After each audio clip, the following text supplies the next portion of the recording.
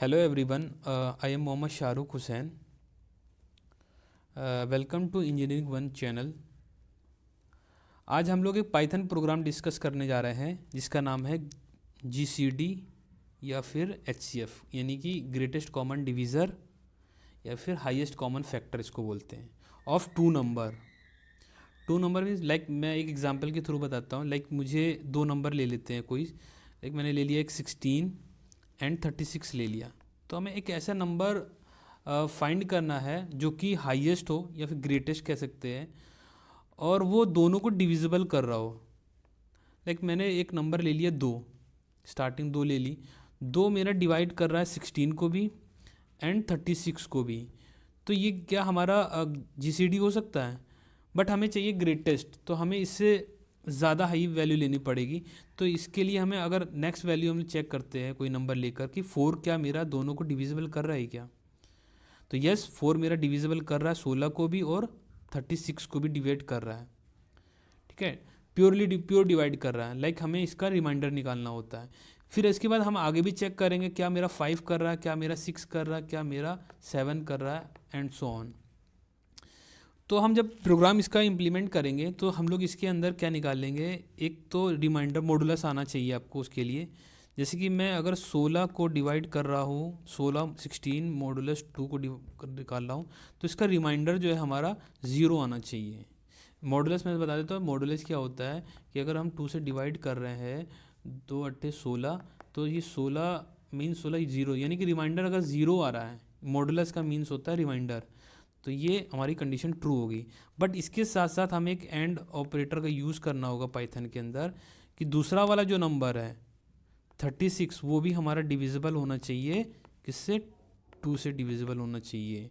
तो अगर ये दोनों कंडीशन मेरी ट्रू कर रही है और वो हाईएस्ट नंबर है, हो सकता है 2 की जगह फिर 4 हो या 6 हो, इसके लिए हम लोग एक लूप चलाएंगे, वो प्रोग्राम में बताऊंगा मैं। तो अगर मेरा दोनों का रिमाइंडर 0 आ रहा है तो इसका मतलब है दोनों कंडीशन ट्रू हो गई, और वही हमारा क्या होगा, हाईएस्ट कॉमन फैक्टर होगा, या फिर कह सकते हैं हम लोग हमारा वो GCD होगा। तो इसके बाद हम लोग चलते हैं अभी प्रोग्राम की तरफ। ये हमारा एक प्रोग्राम है पाइथन का। इसमें हम लोग सबसे पहले तो हमने इस PPT में देखते हैं, हमने 2 नंबर लिया है, N1 एंड N2। N1 को भी हमने एक यूज़र से इनपुट एंटर करवाया है, जिसके हम लोग एक यूज़र फंक्शन यूज़ करते हैं हम लोग, इनपुट, और उसके अंदर हमने एक स्ट्रिंग पास करा दी है जो कि हमें टर्मिनल पे शो करेगा एंटर फर्स्ट नंबर। तो लाइक मैंने कोई एंटर यूज़र से एंटर कराएंगे, लाइक मैंने 16 कर लिया जैसे कि हमने एग्जांपल में देखा था। उसके बाद हमने N2 को कराया इनपुट, और हमने इसको टाइप कास्टिंग करी हुई इंटीजर के अंदर। तो इसके अंदर हमने भी दूसरा, ये टर्मिनल पे शो होगा कि एंटर द सेकंड नंबर। तो लाइक मैंने दूसरा नंबर एंटर करा दिया, वो हो जाएगा हमारा 36।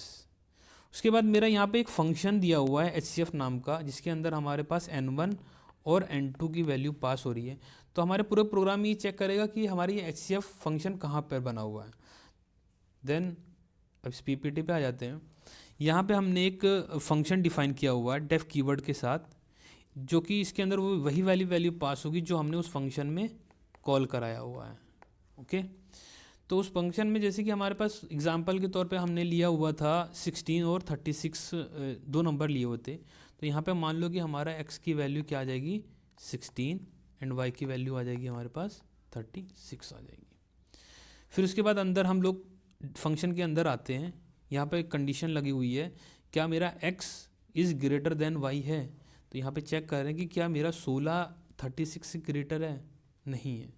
ओके, तो ये कंडीशन के अंदर नहीं जाएगा, हमारे क्या चेक करेगा, एल्स पार्ट चेक करेगा। एल्स में क्या होगा कि भाई 16 अगर मेरा ग्रेटर देन 36 नहीं है, तो ऑब्वियसली है कि 36 मेरा होगा ग्रेटर देन 16। तो हमारा जो x की वैल्यू होगी वो मेरी किस में आ जाएगी, स्मॉलर में आ गई। तो हमारी स्मॉलर की वैल्यू क्या हो गई, अभी स्मॉलर की वैल्यू क्या हो गई, 16 होगी। वैसे भी हमें दिख रहा है, बट हमने लूप कंडीशन लगाकर ये पता कर लिया कि हमारी स्मॉलर वैल्यू 16 क्यों है। और ये इसलिए चला रहे क्योंकि हमारा कोई भी नंबर होगा जो कि ग्रेटेस्ट होगा और दोनों को डिविजिबल होना चाहिए, तो हम इसलिए स्मॉलर वैल्यू ले रहे हैं क्योंकि हमें पता है कि 16 से बड़ा तो ऐसा कोई वैल्यू होगा नहीं, लाइक 17 18 तो नहीं होगा कि जो दोनों को डिविजिबल कर दे। ये तो क्लियर है कि हमारा जो डिविजिबल होगा वो 16 से लेस ही होगा, ये तो 16 होगा, ये तो 16 से लेस ही होगा, इसलिए हमने ये स्मॉलर की वैल्यू फाइंड करी है यहाँ पे। अब आगे आते हैं, हमने एक लूप चलाया है, जैसे कि हमने बताया था कि हर एक वैल्यू पे चेक करना है 1 से लेकर के कहाँ तक, जहाँ तक स्मॉलर की वैल्यू है कि उसके बीच में दोनों कोई सी भी एक ऐसी वैल्यू आएगी जो दोनों को डिविजिबल कर रही होगी। तो हमने यहाँ पे लूप चलाया for I in range 1 to smaller plus 1। तो ये लूप कैसे चलेगा, लूप चलेगा हमारा 1 से लेकर, यानी कि 1 2 3 4 5 लाइक दैट कहाँ तक चलेगा, smaller plus 1 means 16 plus 1, 16 plus 1। But range function क्या करता है कि हमारा 17 से एक कम तक जाता है, यानी कि हमारा ये लूप कहाँ तक जाएगा, 17 तक जाए 16 तक जाएगा। ओके, हमारा ये लूप 16 तक जाएगा। ओके, तो सब उसके बाद अब हम लूप चलाते हैं 1 बाई 1, फिर देखते क्या होता है कि इसके अंदर सबसे पहला लूप में पहली वैल्यू आई की वैल्यू कितनी आई, 1। अब इस कंडीशन के अंदर आए, हम लूप के अंदर आए, इन्हें चेक करा कि क्या मेरा एक्स की वैल्यू क्या है 16। तो हम यहाँ पे इसको सॉल्व कर देते हैं कि 16 मॉडुलस 1 इक्वल टू 0 है क्या, जैसे ये हमने कंडीशन के अंदर लगाया हुआ है कि 16 मॉडुलस 1 आई की वैल्यू 1 है इक्वल टू 0, यस है। और हमारे पास इसी जैसे हमने एग्जांपल में बताया था कि एंड ऑपरेटर यूज़ करते हैं, तो दोनों कंडीशन हमारी ट्रू होनी चाहिए। तो यहाँ पे भी चेक करेगा कि मेरा y यानी कि 36 मॉडुलस 1 इक्वल टू 0 है क्या, बिल्कुल है। जब दोनों कंडीशन ट्रू हो गई तो ये हमारा कंडीशन के अंदर आएगा, और हमने एक यहाँ पे वेरिएबल लिया हुआ है HCF, इसको हम दूसरा कोई वेरिएबल ले लेते हैं, HCF 1 कर देते हैं, राइट, क्योंकि फंक्शन का नेम सेम है और वेरिएबल का नेम अलग होना चाहिए थोड़ा, ठीक है। HCF 1 कर दिया, तो HCF 1 के अंदर आई की वैल्यू आ जाएगी, आई क्या थी मेरी 1 थी, यानी अभी हमारा HCF अपडेट होकर कितना आ गया, 1 आ गया। ओके ओके, ये हम HCF के अंदर स्टोर करा देंगे। फिर अगेन से मेरा लूप अगला वाला चलेगा, यानी फॉर 2 के लिए चलेगा, 2 आएगा, फिर इसके अंदर आएगा, कंडीशन चेक करेगा क्या मेरा 16। अब यहाँ हम देख लेते हैं इरेजर में अगले वाली कंडीशन के लिए कि यहाँ देख लेते हैं कि 2 मेरा जो 16 है, 16 मॉडुलस 2 इक्वल टू 0 है क्या इस कंडीशन के according, and 36 modulus 2 equal to 0 है, बिल्कुल है। अगर मैं 2 का मॉडुलस निकालता हूँ 16 के साथ तो हमारा 0 आएगा, एंड 36 मॉडुलस 2 निकालते हो ये भी 0 आएगा हमारा, जैसे हमने एग्जांपल में देखा था मॉडुलस कैसे निकालते हैं।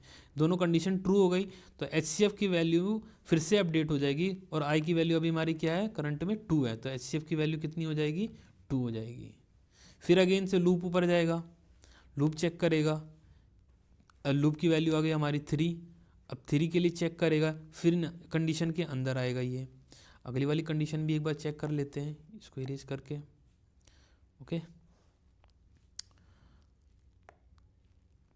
इसमें आ गए, इसके अंदर वही है, इसके अंदर हमने फिर से चेक करा 3 के लिए, तो 3 के लिए फिर से चेक करेगा x की वैल्यू क्या थी यहाँ पे इस कंडीशन में 16, मॉडुलस i की वैल्यू मेरी आ गई 3, क्या मेरा इक्वल टू 0 है, बिल्कुल नहीं है। अगर मैं 3 से डिवाइड करता हूँ 16 को, रिमाइंडर मेरा 0 नहीं आएगा, राइट। और y 36 देख लेते हैं, 36 है मेरा, इसका अगर मैं डिवाइड करता हूँ 3 से तो ये, बट हमारे इस केस में एंड ऑपरेटर लगा हुआ है, तो एंड में क्या होना चाहिए, हमारा दोनों कंडीशन ट्रू होना चाहिए। जब दोनों कंडीशन ट्रू होगी तभी ये मेरा इस कंडीशन के अंदर जाएगा और HCF की 1 की वैल्यू को अपडेट करेगा, राइट। देन अगेन से क्या होगा, लूप दोबारा चलेगा इस 3 वाली कंडीशन को स्किप करके, तो ये हमारा अंदर एंटर नहीं हुआ और लूप हमारा एक बढ़ जाएगा। अब लूप हमारा चलेगा 4 के लिए, अब 4 के लिए चेक करेगा, सेम x की वैल्यू को चेक करेगा, यानी कि 16 मॉडुलस 4 इक्वल टू 0 है, and y 36 modulus 4 equal to 0 है। इस तरीके से हमारा ये पूरा सीक्वेंस चलता जाएगा, कहाँ तक जाएगा वो 16 तक हमारा इस तरीके से काउंट होता चला जाएगा। तो यहाँ पर अगर आप इस कोड को रन कराओगे तो हाईएस्ट कॉमन फैक्टर हमारा कितना जाएगा, 4 तक जाएगा। आप इसको एग्जाम्पल में भी देख सकते हैं, अगर मैं इसका एक बार एग्जाम्पल दिखा दूँ 4 से, तो 4 में ये देख सकते हैं हम लोग, जैसे कि 16 था हमारा, 16 को मैं 4 से डिवाइड कर रहा हूँ तो कितना आ रहा है, 4 4 जा 16, तो ये कितना हो जाएगा, 0 हो गया। ऐसे ही सिमिलर हम लोग 36 को भी देख सकते हैं, तो ये हो जाएगा 4 9 जा 36, यानी कि इसका रिमाइंडर भी 0 आ रहा है, यानी कि कंडीशन ये ट्रू होंगी दोनों। अगर हम लोग इससे हाईएस्ट नंबर भी देखते हैं, यानी कि 5 को चेक करते हैं, तो 5 को चेक कर लेते हैं, या 6 को भी देखते हैं, या 7 को भी देखते हैं, कोई सा भी ऐसा आपको नंबर नहीं मिलेगा कि जो दोनों को डिवाइड कर रहा हो। तो हमारा सबसे हाईएस्ट कौन सा आ गया, नंबर 4। तो इसी तरीके से हमने अपने कोड को इसको रन भी कराया है, जो कि हमारा आउटपुट क्या आएगा, लास्ट में 4 आएगा। अब जब ये सारी लूप हमारी चल जाएंगी 16 तक, ये टर्मिनेट हो जाएगा और हमारा फिर लूप के बाहर आएगा। जब ये लूप के बाहर आएगा, ये रिटर्न क्या कर रहा है, HCF, और HCF की वैल्यू हमारी कितनी है, 4 है। अब जहाँ पे हमने इसे कॉल किया था, ये वहीं पर रिटर्न करेगा, यानी कि हमारा यहाँ पे जहाँ पे ये फंक्शन हमने कॉल किया था, इसके अंदर आएगा। इस पूरे की वैल्यू कितनी आ गई यहाँ पर, इस पूरे की वैल्यू 4 आ गई, और हमने यहाँ पर क्या लगाया, एक फंक्शन प्रिंट, जो कि क्या प्रिंट करेगा, 4। तो इसका आउटपुट कितना आ जाएगा हमारा, 4। Okay, thank you so much. Please like and subscribe this channel. Thank you so much.